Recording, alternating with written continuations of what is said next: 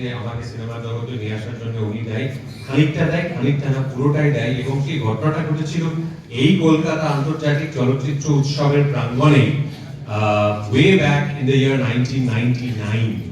তো এইখানেই এটা আমার বাঁদিকে যে লোকটা দাঁড়িয়ে আছে, ইনি আমায় নিয়ে গিয়ে অঞ্জনদার সঙ্গে আলাপ করিয়ে দিয়ে বলেছিলেন অঞ্জনদার টেলিভিশন সিরিয়াল করছে, তো উনি নতুন কিছু মুখের জন্য স্কাউট করছেন। আমার তখন 17.5 বছর বয়স ছিল এক্স্যাক্টলি, এবং আমি কিছুটা যাকে বলে একটু চুরি করেই দেখছিলাম ফিল্ম ফেস্টিভ্যাল, আমি তখনও প্রাপ্তবয়স্ক হইনি।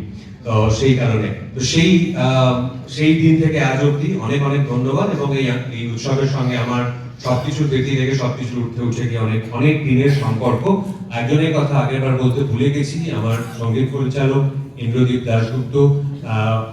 এই ছবিতে সে অর্থে কোনো সে অর্থে সিনেমায় যেভাবে আমরা গান বলি সেরকম সে অর্থে গান নেই, কিন্তু সেই জন্যই আরো কঠিন তার কাজটা ছিল।